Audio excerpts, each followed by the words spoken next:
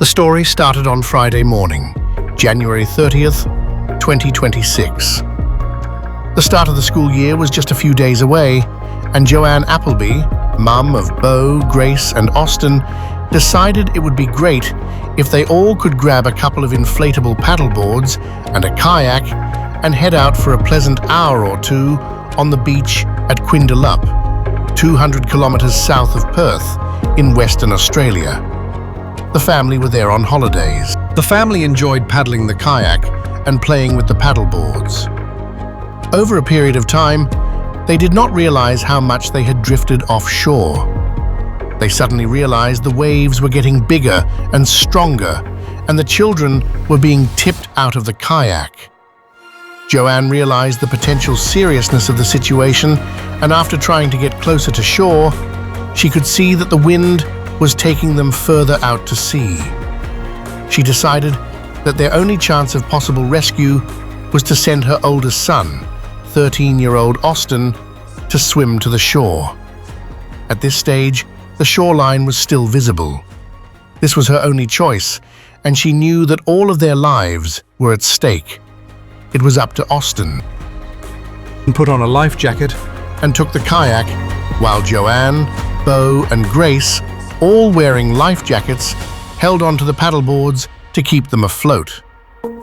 By this time, the family had been in the water around 4 hours, and each hour saw them drifting further out to sea. After talking to his mum, Austin knew there was no other choice, so he took a life jacket and the kayak and started to shore. He later shared that he felt really scared. Austin tried to tow his family back to shore with the kayak, but the waves kept flipping it, and he had to abandon the attempt. He also had to take the life jacket off as it was slowing him down. Austin swam about 4 kilometers through a strong, heavy sea and large waves, and eventually made it to shore. He was exhausted after swimming for 4 hours. In the gathering darkness, he realized that he had to run 2 kilometers to the holiday unit where his family was staying. When he got there, he phoned the authorities using his mum's mobile phone. He also phoned his dad.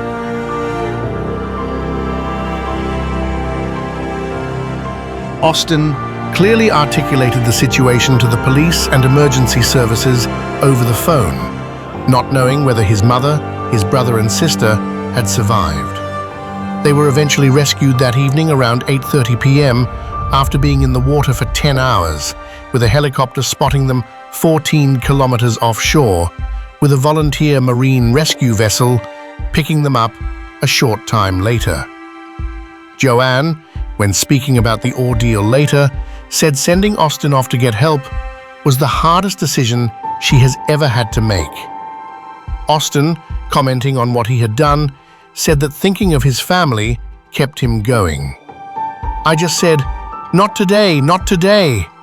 Austin, when interviewed by the BBC, said that as he was swimming to shore, he was praying to God, singing Christian songs, thinking of his girlfriend, and promising God he would get baptized. Austin currently attends a Christian school in Perth. Austin has been recognized for his superhuman effort to save his family. He has been interviewed by news media all over the world and has been featured in newspapers and TV interviews. Commentators have spoken of his extraordinary bravery and courage, particularly from someone who is only 13 years of age. Since the ordeal, Austin has become a recognized figure around the world, receiving praise for his incredible bravery. He has met members of the Wallabies rugby team.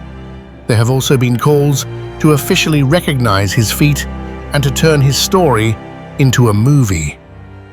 Western Australian Premier Roger Cook has hailed Austin as a true West Aussie hero. Austin continues to be stopped in the street for photos. He was initially on crutches after his ordeal due to intense physical exertion, described as equivalent to running 2 marathons. His 4-kilometer swim is equal to swimming the length of 80 Olympic swimming pools. Austin, along with his family, continues to navigate the mental scars of the ordeal. The family has returned to their daily routines, including swimming, and Austin has returned to school. As one reflects on this incredible act of bravery, one is drawn to the miraculous in a way that is universal. This story has resonated with people around the world who are in awe of Austin Appleby's courageous actions of braving a heavy sea to swim 4 kilometers to save his family. As a result of his actions, his mother, younger sister, and brother were saved. He acted in response to a situation that looked hopeless, even though he was very scared. This challenges a culture that underestimates young men and shows that this young man's character was shaped well before he entered the water that day with his family. Austin didn't suddenly become brave. He revealed who he already was. He protected his family. He saved them through his endurance, and he risked his life. God often uses ordinary people in extraordinary moments. And there's one more thing. Austin Appleby's story of rescue, hope, courage, and bravery in the face of almost impossible odds is not a conspiracy theory or a false flag event. It is a real story with real people, with facts that can be checked. It is a story the world is needing to hear right now. We are weary of stories of evil, violence, conflict, tragedy, terrorism. We are hungry for stories about heroism, truth, beauty, and seeing the miraculous actually happen. We begin to believe again in someone beyond ourselves who is able to save us. Austin Appleby's saving his family from almost certain death is such a story. It is a story with a good ending. We all feel hope arising again, a hope in a God who is concerned about the events in our lives and intervenes in miraculous ways. He loves his creation and has a purpose for each of us. Austin Appleby, a 13-year-old young man, thanked God for being with him on his perilous journey. And we are in awe again, not just about Austin's courage and bravery, but in a God who really cares and loves us and will carry us through the most impossible situations.